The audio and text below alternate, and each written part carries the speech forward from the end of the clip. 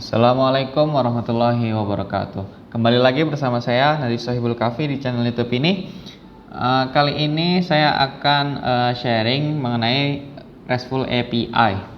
Nah, penasaran kan apa itu RESTful API?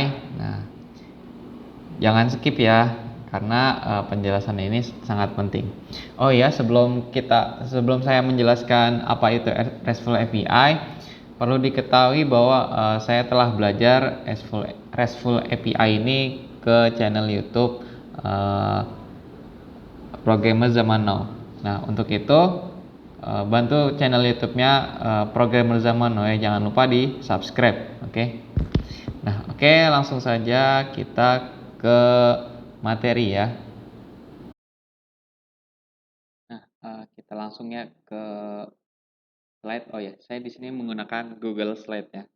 Saya sudah siapkan slide-nya.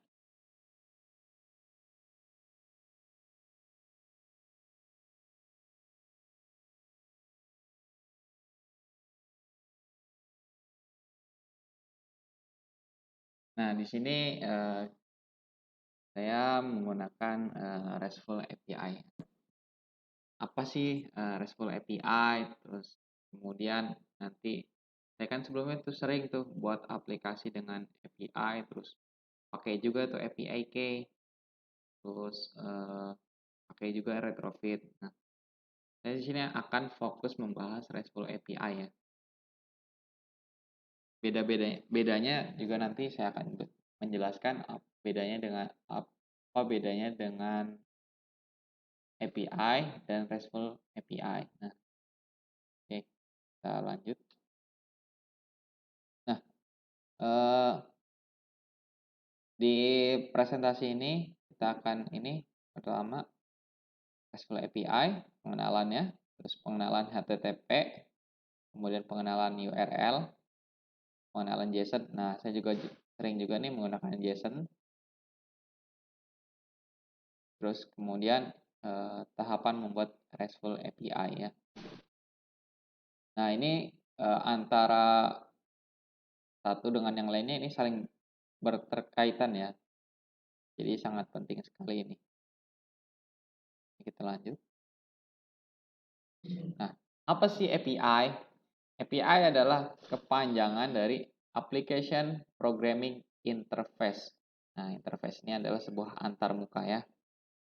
Nah, dia adalah sekumpulan fungsi prosedur, bisa dikatakan juga prosedur.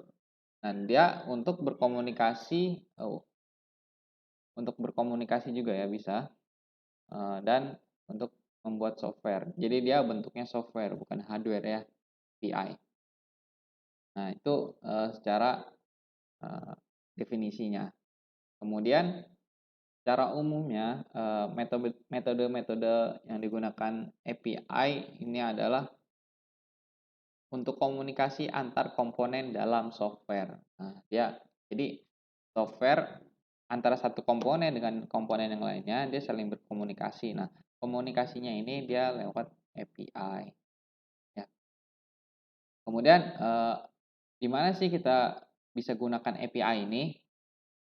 Yang pertama, dia bisa digunakan dalam membuat web. Nah, bisa juga nih ketika kita dalam membuat web kan pasti butuh sebuah komunikasi antar software, misalnya untuk menyambungkan payment gateway-nya kita pakai API. Nah, itu pada e-commerce ya contohnya. Kemudian bisa juga digunakan dalam sistem operasi, kemudian juga dalam database. Nah, tentunya software dan hardware juga ya. Ya. Nah, nih tadi kan ada interface. Interface itu apa sih? Nah, interface atau kita bisa nyebutnya antarmuka ya, tampilan antarmuka. Ini bagian antara dua komponen atau lebih. Dia terpisah pada sebuah sistem komputer. Jadi dia terpisah ya.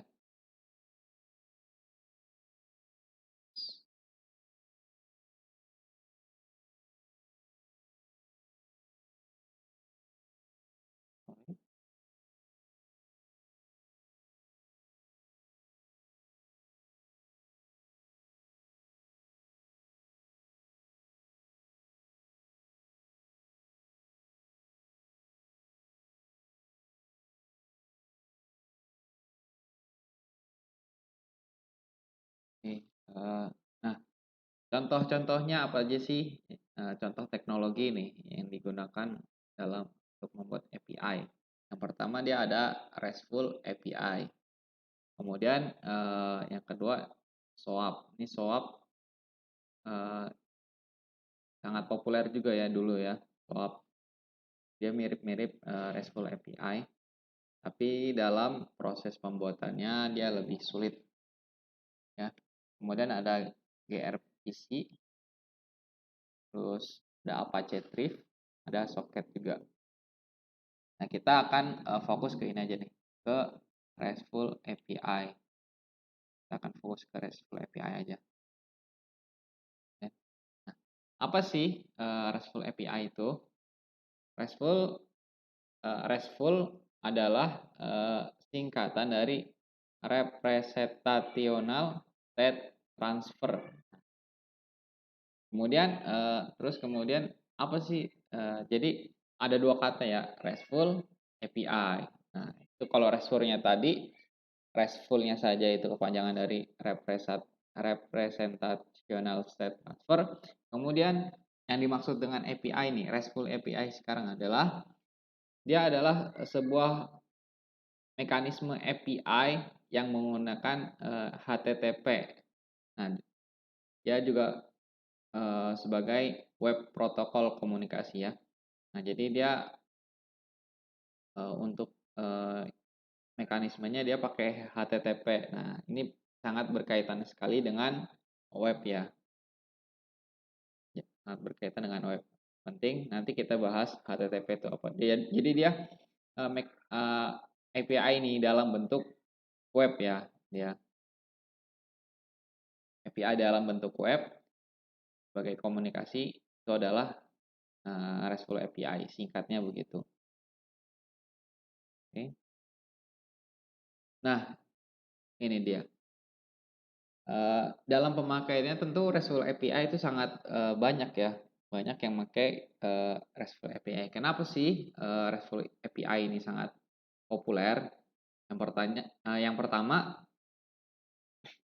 dia sifatnya mudah dibuat ya, mudah dibuat. Kemudian dia tuh pakai website.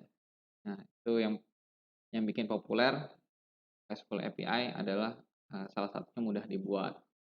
Kemudian yang kedua adalah mudah dites. Nah, dia juga mudah dites. Kita tinggal install sebuah HTTP client ya. Nah, itu bisa dibuat ngetes RESTful API. Kemudian yang ketiga adalah mudah diintegrasikan. Nah, dia juga sangat mudah friendly antara satu dengan yang lainnya. Kemudian mudah dipahami, mudah dimengerti ya. Ini bahasanya tidak terlalu sulit ya dengan SOAP ya. Prosesnya juga tidak terlalu sulit dengan SOAP. Dibandingkan SOAP, saya lebih merekomendasikan RESTful API ini. Oke. Nah, kemudian seperti itu kurang lebih gambaran tentang RESTful API ya, pengenalannya. Kemudian kita lanjut ke HTTP nih. Nah, tadi kan RESTful API ini dia menggunakan webnya. Tentu web ini sangat berkaitan dengan HTTP. Nah, kalau kita sering tuh kan ada HTTP garis miring garis miring. Nah, itu sebenarnya apa sih HTTP itu? Nah, HTTP adalah singkatan dari Hypertext Transfer Protocol. Nah, dia jadi adalah sebuah protokol untuk mentransmisikan dokumen hypermedia seperti HTML, CSS, dan JavaScript dan lain-lainnya ya. Jadi dia adalah sebuah protokol ya, protokol. Ntar ada lagi tuh HTTPS. Nah, HTTPS dia sifatnya security ya, secure. Jadi aman ya. Nah, kemudian HTTP ini awalnya dirancang untuk aplikasi browser ya. Tapi sekarang bisa juga dimasukkan ke untuk sebagai API nih. HTTP sebenarnya adalah sebuah protokol aplikasi klien dan server di mana si klien dia akan mengirim request, dia akan mengirim sebuah request dan server akan ngebales nih requestnya. Jadi sistemnya klien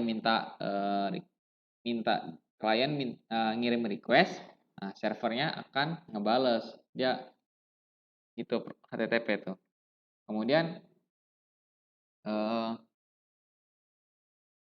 dia protokol yang stateless ya, artinya server tidak menyimpan di data stateless. Nah, asal katanya state, kemudian antara dua request. Ya, jadi nggak nyimpan di server ya datanya ya. Ini seperti itu kurang lebih HTTP. Nah, ini cara kerja HTTP. Ya. Seperti yang saya bilang, di sini ada sebuah klien. Nah, sini ada sebuah server. Dan ini adalah koneksi dari internet. Nah, dia cara kerjanya gimana sih HTTP itu?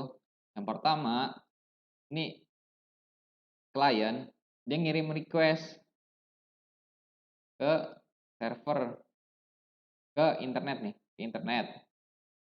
Kemudian nanti internet ini dia akan menerima request ke server. Dia akan meneruskan. Nah, meneruskan. Kemudian si server dia akan ngebales lagi ke sini. Dia melalui internet. Nah, kemudian kita di internetnya akan menerima request. Itu ya kurang lebih ya. Kemudian kenapa sih pakai HTTP?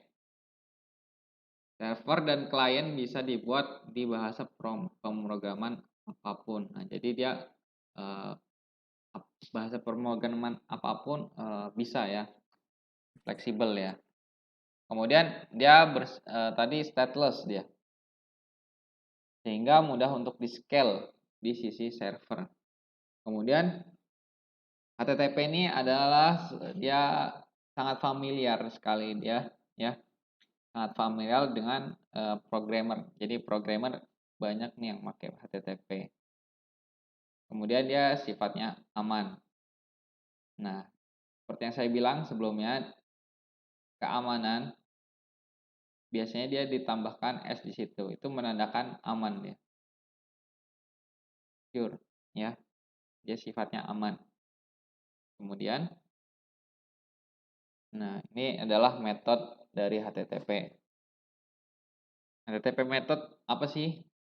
Dia adalah sebuah permintaan dari klien untuk menunjukkan tindakan yang diinginkan yang akan dilakukan ke server. Jadi dia permintaan dari klien nih.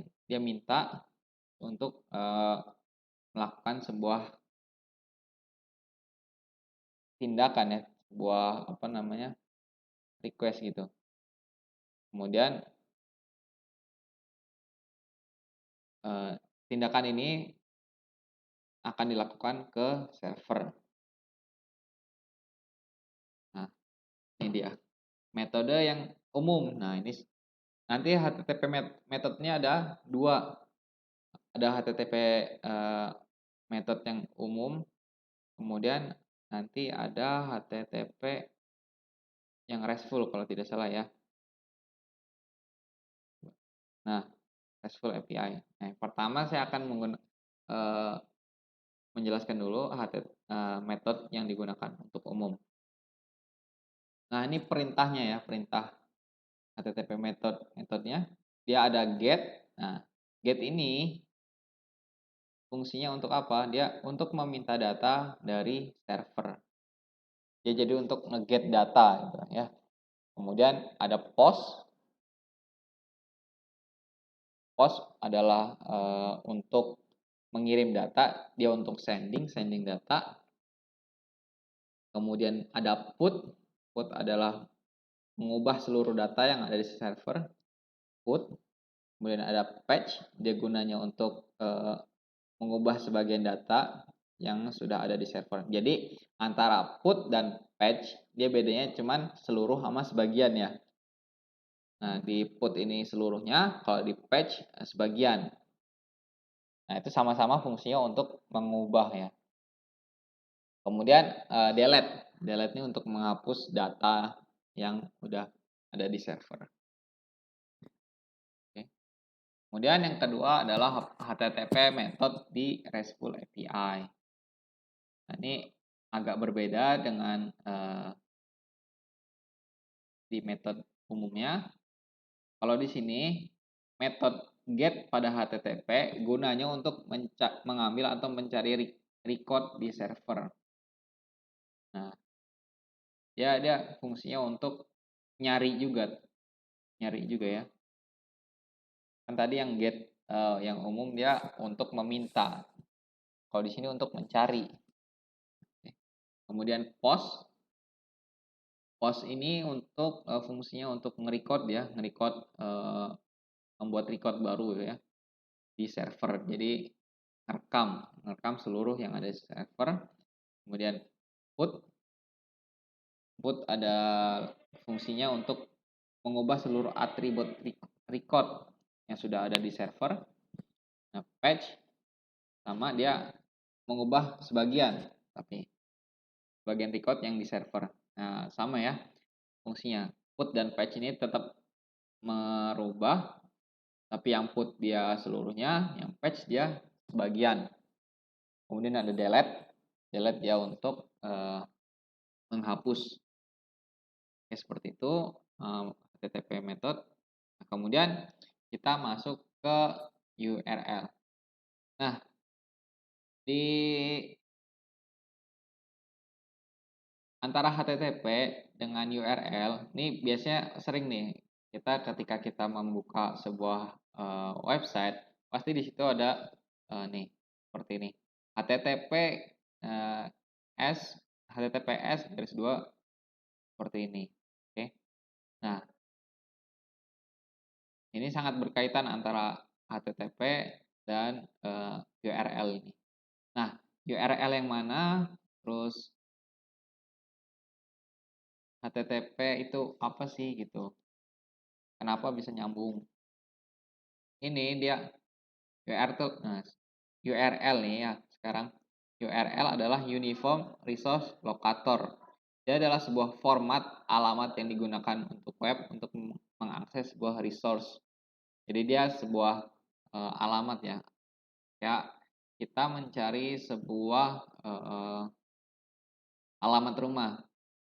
Dia tujuannya misalnya ke Jawa Tengah. Nah, dia harus tahu rutenya tuh, alamatnya, jalurnya apa aja yang dilewatin.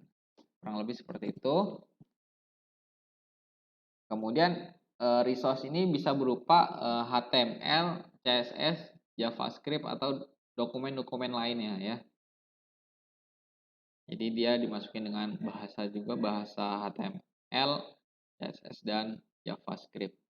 Nah, gampangnya sih gini, URL tuh linknya, dia bisa sering disebut sebuah link.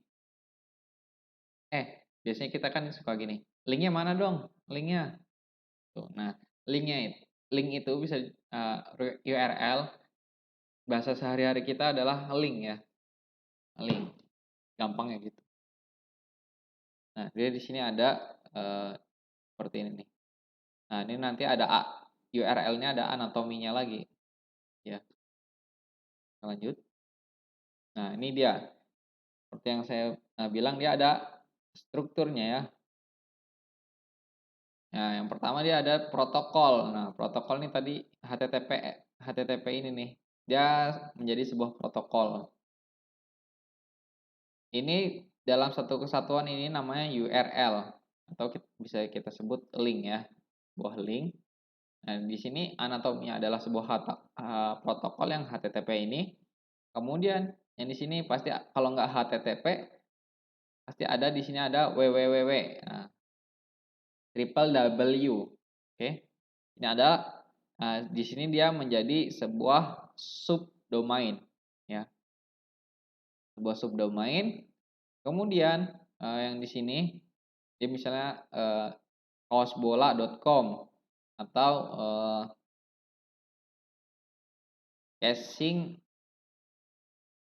casingbatik.com. Nah, dia adalah sebuah domain namanya ya. Domain. Nah, kemudian di sini nanti ada dia slug ya. Slug nih kayak semacam filenya dia. Kemudian di sini ada artikel permaling. Jadi nanti di sini misalnya artikel kita disimpan di sini, maka dia akan masuk ke sini artikel kita nih. Artikel dari link artikelnya. Kemudian lanjut. Nah, setelah kita mengenal URL, kemudian sekarang kita beralih ke JSON. Pada aplikasi-aplikasi sebelumnya yang sudah saya buat, kan saya biasanya sesudah memasukkan API, pasti kan nge-get data dari web JSON ya. Ketika ada sebuah API, dia pasti ada sebuah filenya. Dia biasanya menggunakan JSON ya. JSON ini nanti saya contohkan seperti apa. Nah, JSON ini dia singkatan dari JavaScript Object Notation ya. Dia merupakan format ya. Format ringkas pertukaran dari data komputer. Nah, dia jadi sangat ringkas, sangat singkat filenya. Nah, kemudian formatnya dia basisnya teks ya. Agar apa dia? Agar bisa terbaca oleh manusia. Serta digunakan untuk mempresentasikan struktur data sederhana dan larik asosiatif. Nah, singkatnya gini, JSON kepanjangan dari JavaScript Object Notation. Nah, dia tipe data objek dari JavaScript. Gitu ya. Jadi dia tuh nanti bersusun gitu. Nah, kadangkala di file JSON-nya ini dia kan nggak sesuai dengan kaidah Kotlin ya. Nah, pada kaidah Kotlin, saya sering menggunakan serializable. Nah, karena apa? Karena di file JSON-nya itu dia nggak sesuai dengan camel case dari Kotlin. Makanya saya menangkap dari serializable-nya, serial name-nya. Oke. Nah, di sini dia ada sebuah contoh file JSON ya. JSON dari API Kawal Corona nih. Ini sudah saya pernah gunakan di aplikasi COVID-19. Nah, di sini dia nih ada filenya. Dia berbentuk array ya, array. Seperti yang saya bilang, ini kadang tidak sesuai dengan tata nama Kotlin. Hingga nanti saya ngambil serialized name-nya aja. Nah, ini datanya. Datanya. Nah, seperti itu ya. Kemudian, nah kenapa sih gunain JSON? Yang pertama dia sangat populer dalam pembuatan RESTful API saat ini. Jadi yang paling banyak digunakan adalah JSON dalam membuat RESTful API. Kemudian JSON ini dia mudah dimengerti ya, mudah dimengerti oleh manusia tentunya. Nah, karena kita yang buat, jadi dia mudah. Kemudian dia mudah juga, tidak hanya mudah dalam JavaScript, tapi dia juga mudah dalam semua bahasa pemrograman. Ya. Kemudian yang terakhir, dia sangat ringan ya, ringan dan digunakan cocok dia untuk komunikasi antara server ya, klien dan server. Jadi sifatnya dia ringan, kemudian mudah dimengerti dan sangat populer. Nah, selanjutnya, nah tentunya dalam membuat RESTful API ini, kita kan butuh sebuah pengamanan ya, pengamanan agar data-data kita tuh tidak bocor gitu. Nah, ini untuk pengamanan di sini ada authentication sama authorization. Nah, apa sih bedanya? Yang pertama, authentication. Nah, dia itu adalah verifikasi pemilik identitas. Nah, contohnya dia proses autentikasi ketika kita login. Nah, maka dia harus menggunakan username sama password kita. Contohnya ya, di e-commerce ya. Ketika kita sebelum belanja nih, pasti kan kita suruh login dulu ke e-commerce-nya itu.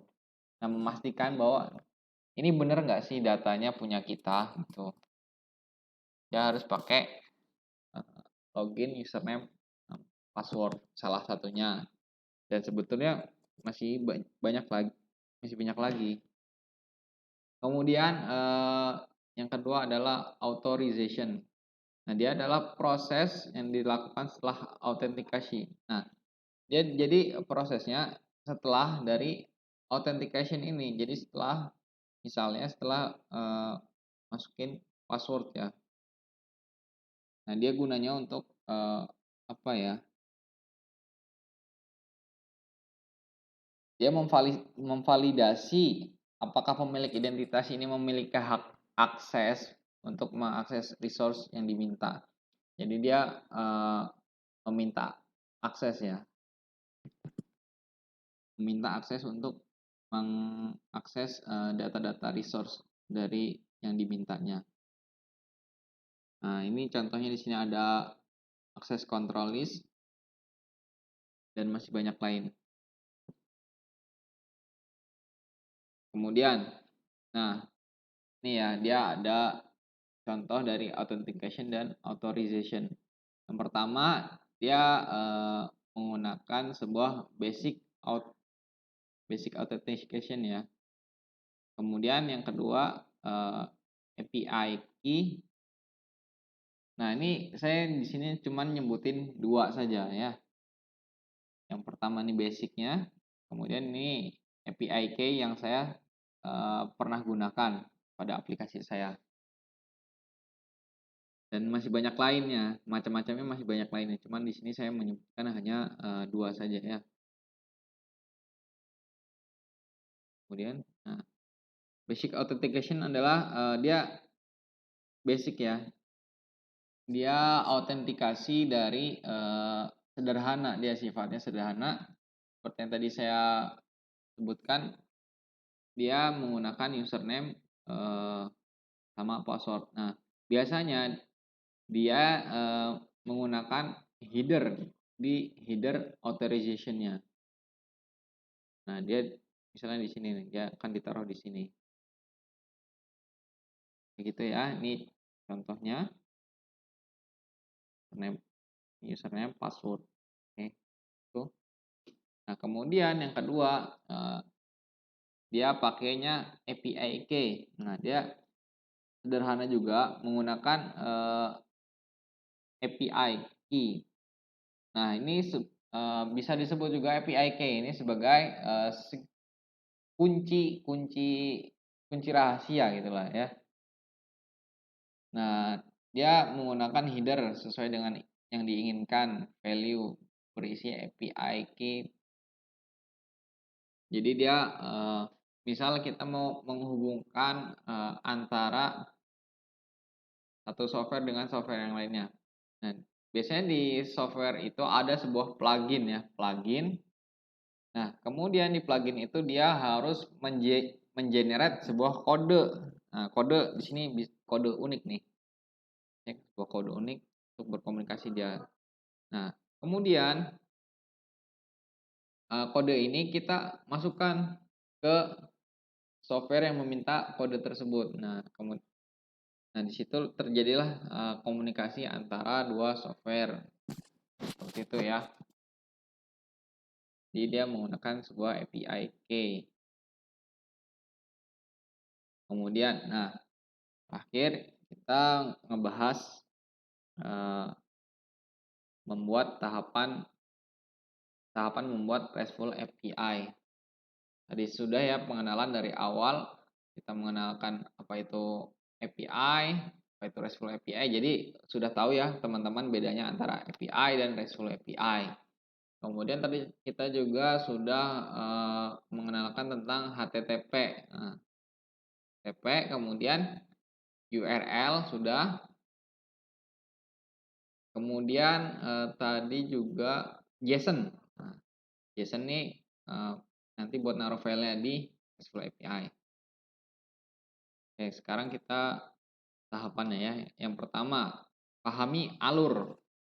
Nah, di sini pasti dong dalam sebelum membuat aplikasi, kita harus tahu dulu nih dari flow, alur kita, alur si user nih mau ngapain aja sih. Nah, gitu ya. Kita ngebayangin seolah-olah kita jadi usernya nih. Misalnya kita mau buat aplikasi belanja ya, marketplace. Nah, di situ usernya bisa ngapain aja sih. Nah, kita buat dulu flow-nya, alurnya. Misalnya bisa menambahkan apa namanya? Bisa menambahkan eh, barang belanjaan, kemudian kemudian dia habis taruh keranjang, dia check out, dia bayar. Nah, seperti itu ya. Itu alurnya, alur dari bisnis flow-nya. Kemudian setelah itu kita implementasikan jadi sebuah UI UX screen. Jadi ini kita apa ya? UI UX screen ini menjadi patokan aplikasi kita sebelum jadi nanti. Nah, ini nanti ada juga nanti prototyping ya. Prototyping dari aplikasi. Intinya UI UX itu gambaran sebuah desain aplikasi kita ya. Alurnya mau bagaimana, terus desainnya mau bagaimana juga. Kemudian baru setelah itu kita ngebuat API documentation-nya. Nah, tadi kan misalnya API dari customer menambahkan sebuah produk, kemudian check out-nya, terus pembayarannya. Nah, kita buat API documentation-nya. Kita tulis, kemudian kita baru ngedevelop RESTful API-nya. Ya, seperti itu alurnya. Jangan kita balik nih. Kita nggak punya bayangan bisnis flow-nya kayak nggak punya gitu, nggak yang apa bayangannya aja nggak punya. Gimana kita mau ngedevelop RESTful API. Nah, terus juga misalnya UI UX-nya juga kita belum punya bayangan. Nah, itu juga jangan sampai kelewat tuh tahapan-tahapannya. Jangan tahu-tahu kita ngebuat API documentation-nya. Nah, itu pasti akan sangat bingung. Itu ya. Kemudian, nah ini seperti yang tadi saya bilang, ada RESTful API shopping cart. Tadi ini adalah sebuah apa namanya bisnis flow, alur dari bisnisnya. Customer nih mau ngapain aja, usernya nih mau ngapain aja. Misalnya nambahin ke keranjang tadi, terus dia bisa ngubah kuantitinya, misalnya mau beli 1, mau beli 2, mau beli 5, 10, 100. Nah, itu dia bisa ubah fleksibel, bisa diubah-ubah itunya datanya. Kemudian dia bisa juga nih si user ketika mau belanja pasti dong kita masukin sebuah alamat. Nah, itu sama terus kemudian yang terakhir tombol konfirmasinya, tombol konfirmasi untuk membuat order, submit order. Nah, gitu ya. dari alur bisnisnya. Tujuannya untuk apa gitu. Ini nanti berkaitan juga dengan UX-nya, user experience. Kemudian, nah ini dari screen-nya. Jadi ini dari produk, kita ngeliat-liat produk nih.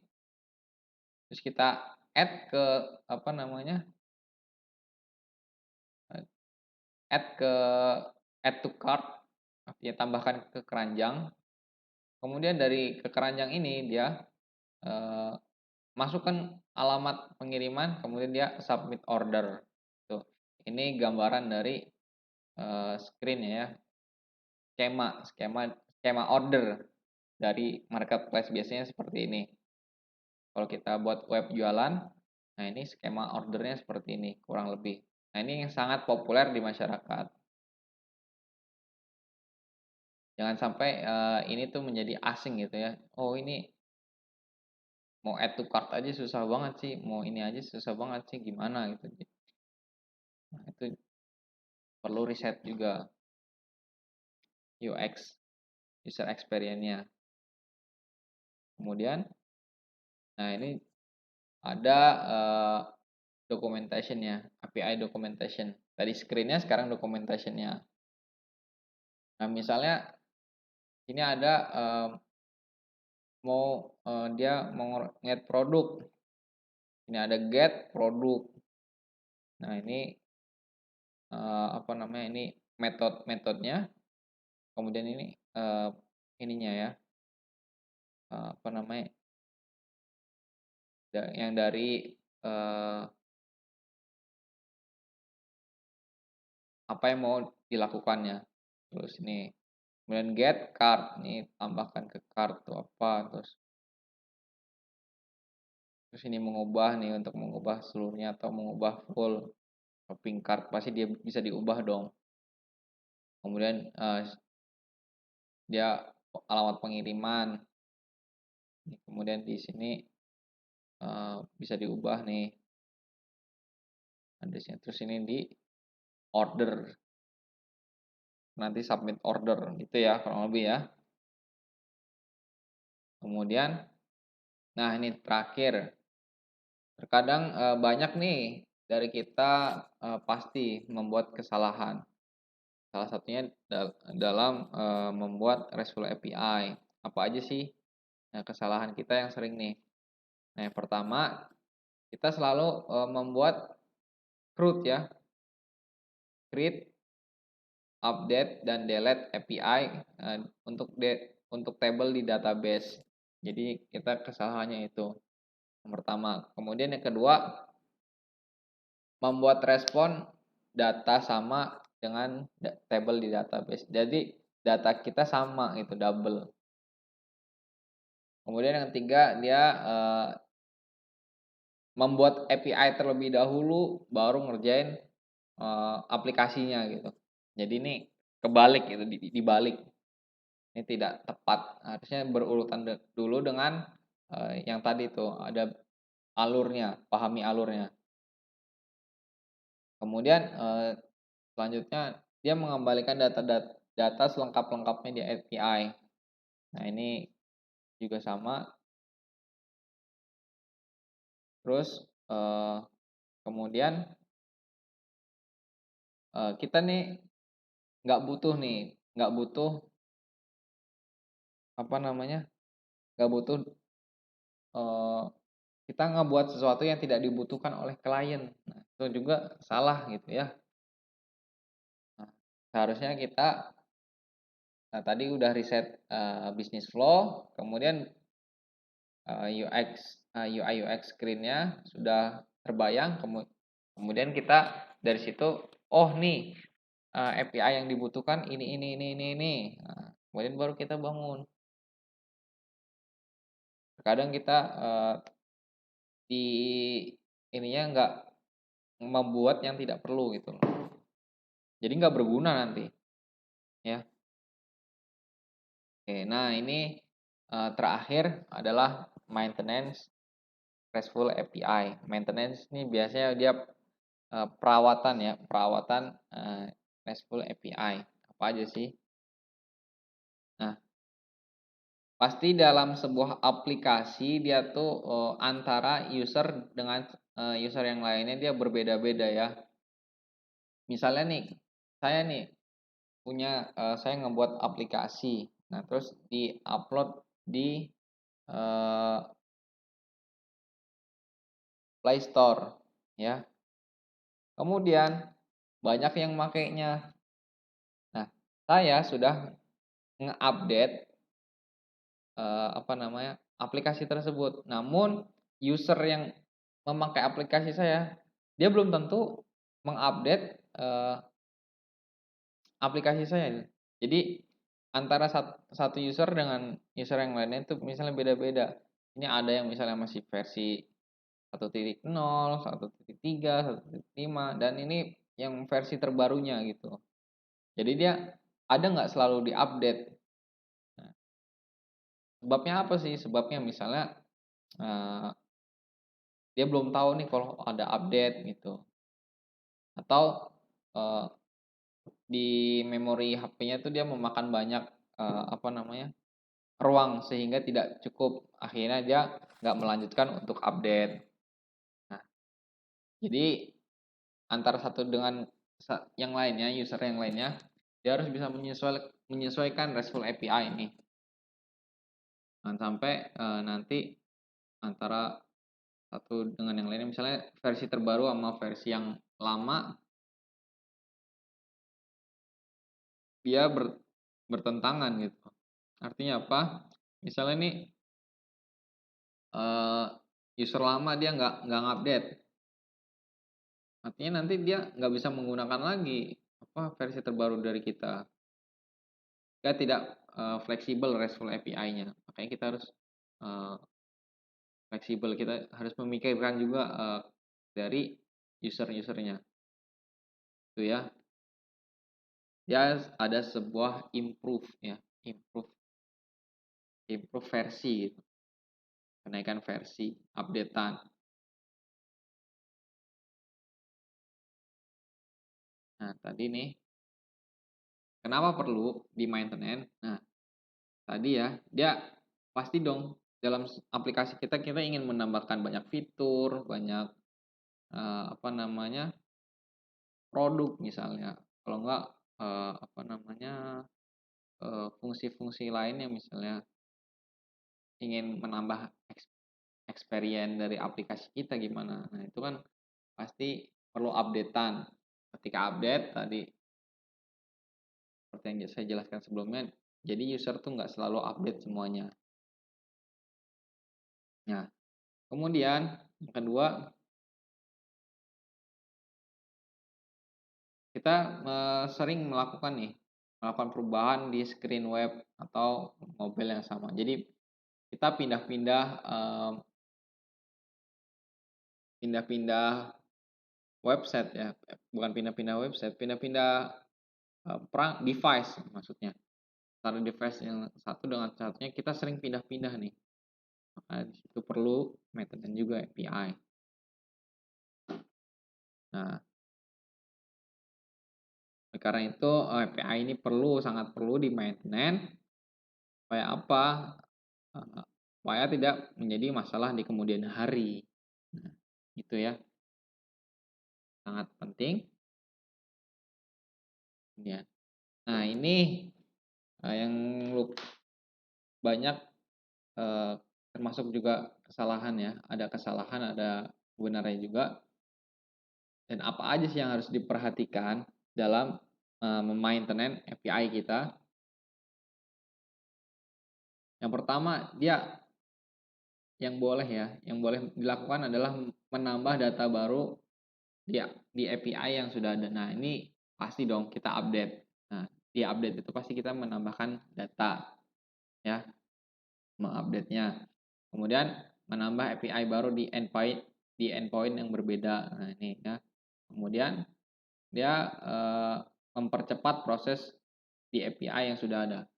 Nah, ini salah satunya juga pasti dengan update dia kinerjanya juga semakin bagus ya. Harus ditingkatkan kinerjanya. Dia mempercepat jadinya. Kemudian menggabungkan beberapa API menjadi satu. Nah, ini boleh dilakukan. Jadi API lama dia digabungin jadi satu, dikumpulin gitu. Namun API yang lama, API yang sebelumnya juga yang ini jangan dihapus gitu. Karena apa? Karena dia nanti akan mempengaruhi aplikasi pada user yang lama kita. User yang belum update gitu, dia akan pengaruh juga. Nah ya, itu ya. Kemudian di sini yang tidak boleh mengubah total data di API yang sudah ada. Nah, ini jangan, karena dia akan jadi error nantinya ya. Kemudian mengubah file respon di data API yang sudah ada. Nah, ini juga sama. Terus menghilangkan API yang sudah ada. Nah, ini jangan sampai ya. Karena tadi bisa terjadi error juga atau menjadi disfungsional sebuah fitur. Nah, kemudian men-split up API yang sudah ada menjadi 2 atau lebih. Jadi dia kayak di copy gitu, di split jadi 2 atau lebih, ganda jadinya masuknya nanti. Ini nggak boleh juga. Kemudian yang terakhir ini sama seperti yang sebelumnya, tapi ini dia menggabungin jadi satu, tapi dia API lama dihapus. Nah, ini jangan sampai ya, jangan sampai seperti ini. Oke. Ini nggak boleh. Karena tadi yang sudah saya sebutkan dia akan menjadi disfungsional. Wah, aplikasi yang lama ya. Oke. Mungkin itu